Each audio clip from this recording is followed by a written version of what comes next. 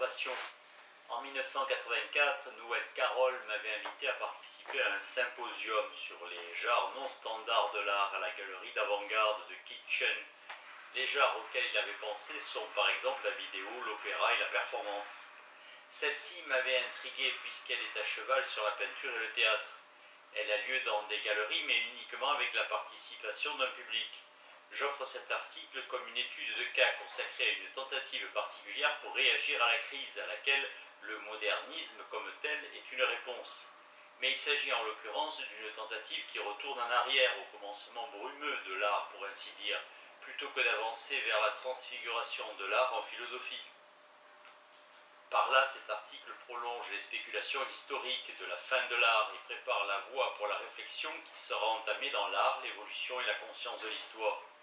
Il a paru dans Formation en hiver 1985. Vers la fin du XIXe siècle, la tâche d'une redéfinition interne de l'art de la peinture commença à devenir si pressante qu'elle en est venue pratiquement à constituer le sujet de la peinture, si ce n'est de l'art comme tel tout au long de notre siècle. Selon la lecture de l'histoire de la peinture entre la Renaissance et ce moment crucial proposé dans la fin de l'art. La peinture de cette période s'est largement consacrée à la technique de l'illusion, c'est-à-dire à la production d'équivalences perceptuelles de ce que les apparences naturelles des objets feraient naître chez un spectateur. Même les impressionnistes se sont encore inscrits dans ce projet collectif. J'ai ensuite attribué la crise de la redéfinition à la prise de conscience qu'une nouvelle technique était née, capable d'accomplir ce projet par la maîtrise d'un champ d'apparence bien plus vaste que celui que la peinture pouvait espérer conquérir. Je pensais aux images cinématographiques qui représentent directement le mouvement au moyen d'images mouvantes, facilitant ainsi la représentation narrative d'une manière qui est interdite à la peinture.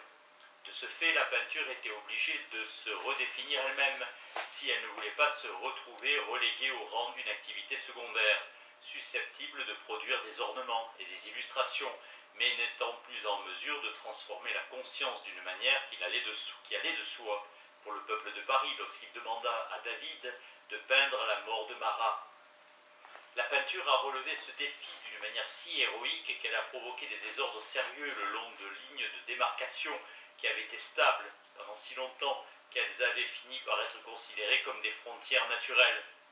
Je pense d'abord aux diverses démarcations qui séparaient un art de l'autre, la peinture de la poésie, le théâtre de la danse, la musique de la sculpture, et ensuite aux limites qui coupaient l'art de la philosophie d'un côté, de la vie de l'autre.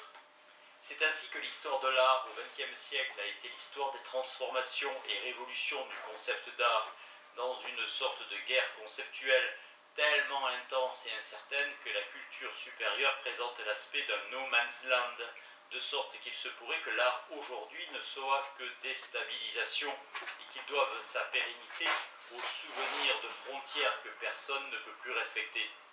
Je pense que les arts du collage et de l'assemblage, la sculpture mobile, la poésie concrète sont des exemples d'un genre de réalignement interne qui pourrait être fait sans mettre trop sérieusement en question les deux limites les plus importantes, celle entre l'art et sa propre philosophie, ainsi que celle entre l'art et la vie. Limite que la philosophie estimait être plus ou moins immuable. C'est bien entendu la première de ces limites qui m'a intéressé le plus, puisque toute instabilité aux frontières de la philosophie doit l'amener inéluctablement à se repenser elle-même de l'intérieur, car si elle est incapable de se démarquer clairement d'un de ces sujets, elle finit par ne plus guère savoir ce qu'elle est elle-même. En fait, les histoires de la philosophie et de l'art sont si imbriquées que, comme j'ai tenté de le montrer ailleurs dans ces pages, la définition que la philosophie donne d'elle-même est un otage de la philosophie de l'art. Dans le présent essai, cependant, j'aimerais me pencher sur l'extraordinaire profusion de formes d'art qui se sont développées, telles des bidonvilles à la périphérie de ce qui était habituellement considéré comme les limites de l'art. Des formes d'art qui, à première vue, semblent s'efforcer de faire reculer ces limites, de réaliser, pour ainsi dire, une colonisation par l'art de la rive ouest de la vie, et qui se distinguent par leur caractère curieusement éphémère et indéfini. Je les appellerai les arts de la perturbation. Ce terme est bien sûr censé faire allusion à sa rime naturelle en français, puisque la masturbation est une activité à cheval sur une frontière similaire en ce que certaines images et imaginations y sont suivies d'effets externes. De simples images chargées érotiquement culminent dans des orgasmes réels et mènent à une réduction de tension effective. En un sens, c'est là le modèle de ce que l'art de la perturbation cherche à accomplir, à savoir produire un spasme existentiel par une intervention des images dans la vie. Mais j'ai aussi choisi le terme parce qu'il connote le désordre. En effet, souvent, suite à la manière improvisée et bâclée dont ils sont exécutés, les arts regroupés sous ce nom comportent une certaine menace, voire promettent un certain danger, et ils compromettent la réalité avec une force que les arts plus fortement implantés et leurs descendants ont perdue. C'est peut-être pour cette raison que la réaction spontanée à l'art de la perturbation consiste à le désarmer en proposant sa cooptation, c'est-à-dire à l'intégrer instantanément dans les institutions sereines du monde de l'art, qui le rendront inoffensif, et l'éloignement des formes de vie qu'il se proposait de faire exploser. Le musée et le théâtre d'avant-garde sont ainsi des postes avancés de la civilisation, un facteur dont il faut se souvenir lorsqu'on les accuse de se plier au phénomène de mode.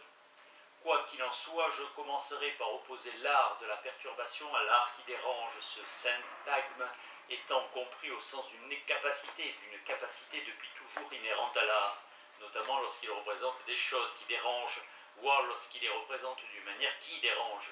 De nos jours, il n'existe par exemple guère d'ensemble d'images plus dérangeantes que les peintures récentes de Léon Golub, dont l'œuvre exposée lors d'une biennale Whitney a fait apparaître tout le reste qu'on pouvait voir dans ces galeries comme autant de jouets. Il s'agit de grandes surfaces de toile non montées qui donnent l'impression de bannières. Gottlob y représente des terroristes et des tortionnaires qui s'acharnent sur leurs victimes ligotées et encapuchonnées, ou qui s'amusent avec leurs amis dont la réduction au statut d'objet sexuel va de pair avec la réduction des personnes qui sont à leur merci au statut d'objet tout court. Gottlob place le spectateur dans le même espace que ces monstres en y entrant lui-même, occupant la position d'un photographe qui leur demanderait de sourire, de prendre un air gentil et de dire « cheese ». Ils se tournent vers la caméra, prennent une pause, jouent au clown, font des piètreries et demandent peut-être un tirage pour l'envoyer à la maison, tandis que le flash illumine l'agonie qui remplit les garages et entrepôts étouffants dans lesquels ils perpètrent leur action irresponsable et inhumaine. Leur caractère inhumain n'est racheté par rien en opposition à la représentation des martyrs dans l'art chrétien, où la souffrance est rendue sensible parce qu'elle joue un rôle dans l'éthique chrétienne et où elle est à dessein rendue dérangeante afin de susciter la compassion du spectateur ou de la spectatrice, cela au profit de leur propre salut. L'attitude de Gottlob est sans aucun doute nécessaire vu que les crucifixions, qui jouent un rôle si substantiel dans l'art occidental, finissent par se réduire à autant de décorations. Les réalités politiques dont ces peintures constituent l'emblème ne sont certainement rachetées par aucun des objectifs que la politique se propose d'accomplir, mais je voudrais souligner ici qu'elles sont dérangeantes parce que ce qu'elles montrent est dérangeant, tout comme l'est leur manière de le montrer. Mais sans qu'elles soient plus dérangeantes que le roi Lear ou Oedipe roi, la preuve en est que quand nous les contemplons dans une galerie élégante, entourée du public artistique prétentieux de l'East Village. Le fait que ces visions effroyables se laissent ainsi maîtriser comporte un soulagement compensatoire, semblable au sentiment de sécurité absolue qu'éprouve l'enfant qui écoute sa mère lui raconter des contes familiers dans lesquels il se passe des choses terribles, dont l'enfant couché dans son lit douillet, avec des ours en peluche et du cacao à portée de main, ne peut pas savoir qu'elles ne sont pas vraies. L'horreur des événements narrés accroît encore son sentiment de sécurité, ce qui explique sans doute la popularité éternelle des contes de fées. Peut-être aussi celle des films d'horreur que nous allons voir parce que nous avons besoin qu'ils nous rassurent concernant notre propre vie. Tel est exactement notre état d'esprit lorsque nous quittons les œuvres de Gottlob, et cela précisément parce qu'il s'agit de peinture, qu'elles se situent dans le cadre agréable du monde de l'art et qu'elles forment un contraste avec notre vie, dont elles soulignent le caractère fondamentalement plaisant, et au moment de nous tourner vers les confections de Nancy Grave ou les constructions enchevêtrées de Jonathan Borowski, nous nous dirons peut-être qu'il faudra envoyer un chèque à Amnesty International. D'une façon vénérable, même l'art qui dérange met à distance des réalités dérangeantes, et ce faisant, il s'acquitte peut-être d'une des fonctions pour lesquelles l'art a été inventé. Ce n'est pas cela que j'entends par art de la perturbation, dont la vocation est tout au contraire de subvertir cette fonction. Du fait des conventions de l'art, Gottlob voit s'adoucir en aria ce qui devait être un cri. L'art de la perturbation naît donc lorsque des brèches sont ouvertes dans les frontières qui isolent l'art de la vie, cela d'une manière qui demeure inaccessible à la simple représentation de choses dérangeantes, justement parce qu'il s'agit d'une représentation et qu'elle suscite les réactions correspondantes. C'est pour cette raison qu'il faut donc que la réalité soit une composante réelle de l'art de la perturbation. En général, un genre de réalité qui en elle-même est dérangeante. L'obscénité, la nudité frontale, le sang, les excréments, la mutilation, le danger réel, la douleur véritable, la mort possible, ces réalités doivent être des composantes de l'art et non de simples éléments concomitants de sa production ou réception, comme l'échafaudage qui s'écroule avec les plâtriers, le peintre qui tombe de l'échelle, un artiste qui succombe à une septicémie ou un passant qui meurt écrasé par un morceau d'entablement. L'œuvre de Jasper Johns m'a toujours inspiré philosophiquement, en particulier ses travaux autour d'une classe d'images bien particulière, en ce qu'elles deviennent instantanément des exemples de ce qu'elles représentent, de sorte que dans leur cas, la limite entre réalité et représentation disparaît. L'image d'un chiffre, par exemple, est un chiffre, tout comme l'image d'une carte géographique est une carte géographique. Dans des cas de ce type, on ne peut pas représenter la réalité sans la reproduire. Ces cas dont les drapeaux, les lettres et les emblèmes sont d'autres exemples semblent correspondre exactement à ce que Platon entendait par la classe des représentations mimétiques. Les paroles qu'un acteur prononce, par exemple, représentent, mais en même temps consistent en celles prononcées par le personnage, ce qui signifie que le dialogue représente par des représentations. Puisque les paroles prononcées par l'acteur sont des paroles réelles, le dialogue de la pièce amène sur scène une vraie conversation. Aussi Platon considérait-il la mimésis comme une forme de représentation très dangereuse. En effet, les acteurs étaient censés être les gardiens dont il était en train de mettre sur pied l'éducation, et il s'inquiétait des conséquences que pourrait avoir le fait de mettre de véritables paroles dans leur bouche, à moins qu'il ne s'agisse de bonnes paroles prononcées par des personnages bons. Johns se sert de quelques-uns des mécanismes de l'art de la perturbation dans un cadre qui demeure celui du grand art, avant tout parce que la réalité dont il s'occupe n'est pas la réalité dérangeante que Platon, par exemple, était soucieux d'exclure de la représentation dramatique. Or, quelque chose du genre de la superstition platonicienne subsiste encore, ou du moins subsistait encore tout récemment en ce qui concerne l'obscénité. Il était généralement admis qu'on ne pouvait pas mentionner une obscénité sans du même coup l'utiliser.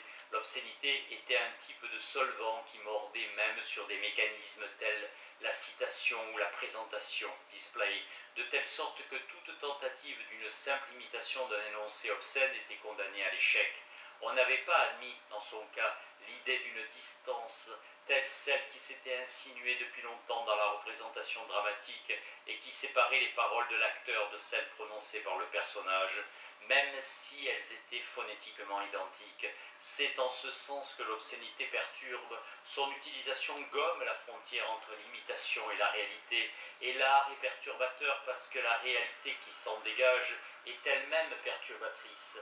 La célèbre première réplique d'Ubu, roi d'Alfred Jarry, explosa dans la réalité lorsque l'acteur, face au public, lui donna sa voix en s'exclamant « Merdre ».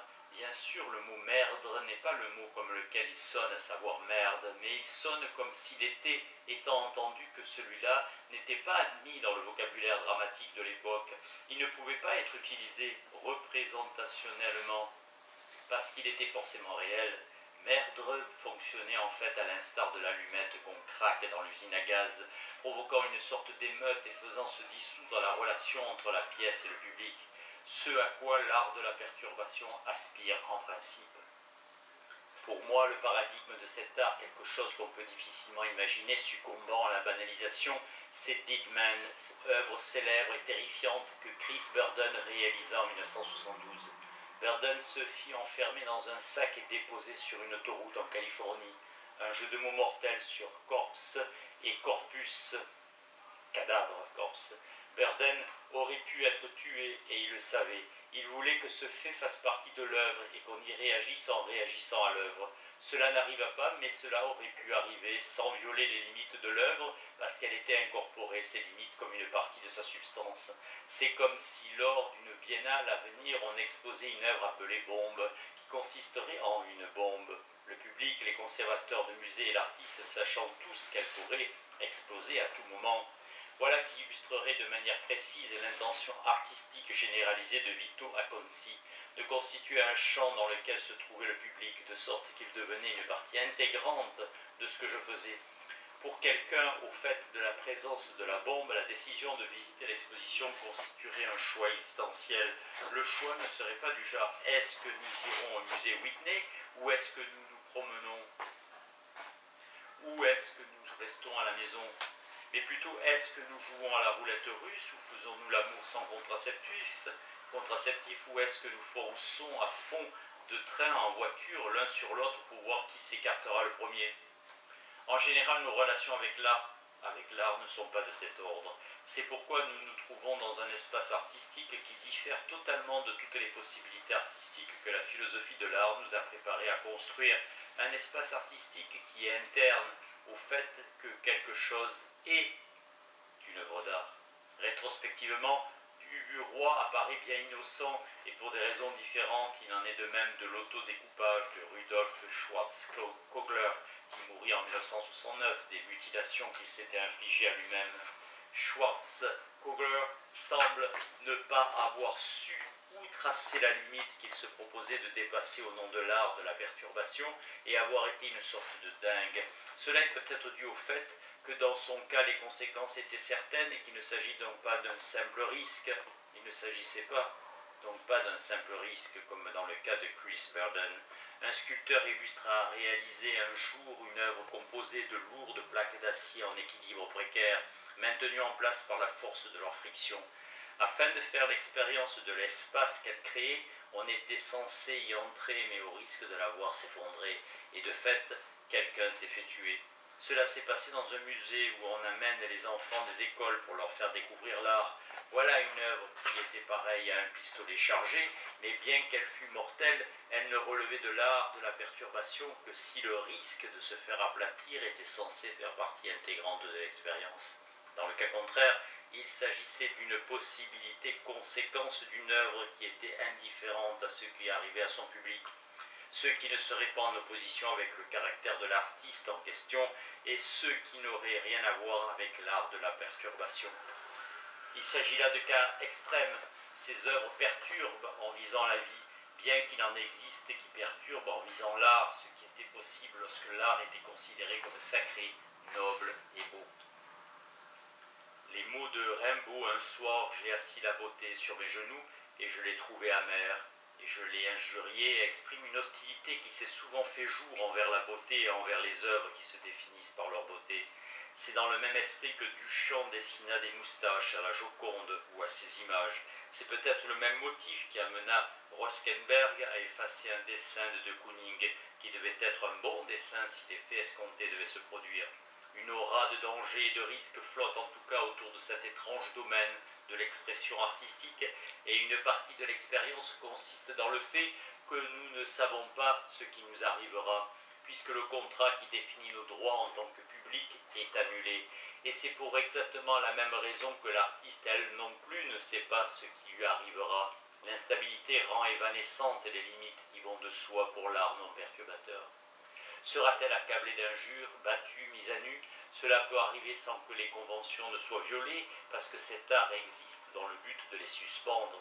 Mais il parasite bien sûr ces conventions, ce qui le rend paradoxal et le distingue de l'art qui se trouve simplement être dérangeant, tel celui de Gollum qui a des effets dans la réalité qui ne font pas partie de l'œuvre, telles les émeutes provoquées par les pièces de Synge à l'abbaye Theater de Dublin, ou encore, pour prendre un cas plus complexe, qui a été doté par l'artiste d'un contenu explosif, ou considéré comme tel, et qui peut déranger pour cette raison.